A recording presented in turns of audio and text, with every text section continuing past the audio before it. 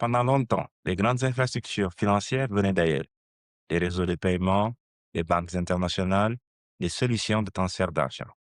Mais aujourd'hui, une nouvelle dynamique est en train d'émerger. Des fintechs africaines construisent leurs propres infrastructures et commencent à s'imposer bien au-delà des marchés d'origine. Nous avons sélectionné trois actualités clés sourcées. Et surtout, on va voir ce qu'elles nous disent de cette ambition grandissante. International, Afrique, Sénégal, bienvenue dans Focus Sud.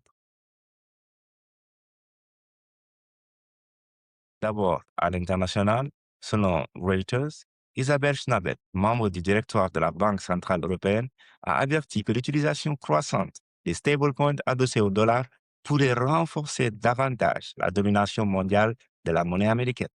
Aujourd'hui, la majorité des stablecoins utilisés dans le monde sont indexés sur le dollar.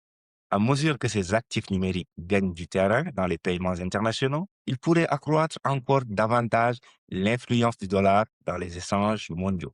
Cette évolution pousse déjà plusieurs banques centrales à accélérer leur réflexion sur les monnaies numériques et sur la régulation des actifs numériques. Ce qui est intéressant ici, c'est que la bataille autour des stablecoins n'est plus seulement technologique, elle devient géopolitique. Derrière une simple innovation de paiement se cache en réalité une question de souveraineté monétaire. La sempiternelle question revient. Qui va contrôler les infrastructures financières de demain? Les États, les banques centrales ou des acteurs privés capables d'opérer à l'échelle mondiale? Et pourquoi cela nous concerne? Parce que l'Afrique est l'une des régions où les transferts internationaux coûtent le plus cher. Si les stablecoins parviennent à réduire drastiquement les coûts, ils pourraient profondément transformer les flux financiers du continent. Ensuite, en Afrique, la fintech tanzanienne Nala a obtenu une facilité de crédit de 50 millions de dollars pour accélérer le développement de son infrastructure mondiale de paiement transfrontalier.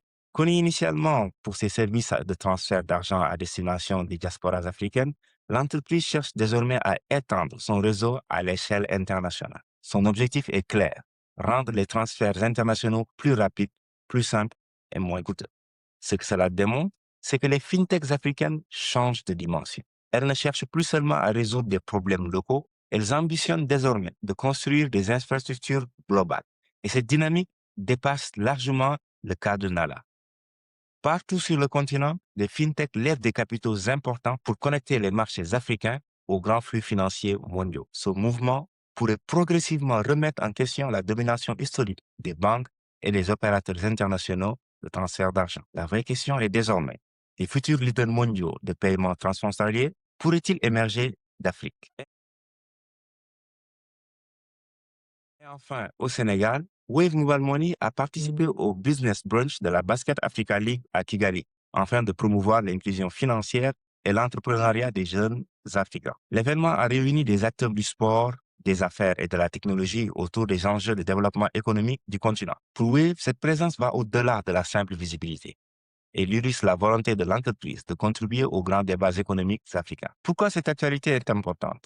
Parce qu'elle démontre l'évolution du rôle des fintechs africains. Elles ne sont plus seulement des fournisseurs de services financiers, elles deviennent progressivement des marques continentales capables d'influencer les discussions sur l'inclusion financière, l'entrepreneuriat et le développement économique. Pour le Sénégal, c'est également un signal fort. Cela confirme que certaines entreprises nées sur le marché sénégalais peuvent disposer désormais d'une visibilité et d'une influence dépassant largement les frontières nationales. Et cela témoigne aussi de la maturité croissante de l'écosystème fintech du pays. Si on prend du recul, il y a un fil conducteur évident entre ces trois actualités. Les stablecoins redessinent des infrastructures financières mondiales. Nala construit un réseau international de paiement. Wave étend son influence à l'échelle continentale. Dans les trois cas, on observe la même dynamique. La finance devient de plus en plus globale et les fintechs africaines veulent désormais participer à cette transformation, plus seulement comme utilisatrices, mais comme bâtisseuses. Ce qui nous amène à cette question, l'Afrique peut-elle devenir exportatrice d'infrastructures financières? C'était focus sur des faits, du contexte et une lecture. À la prochaine pour un autre breakdown de l'actualité fintech d'ici et d'ailleurs.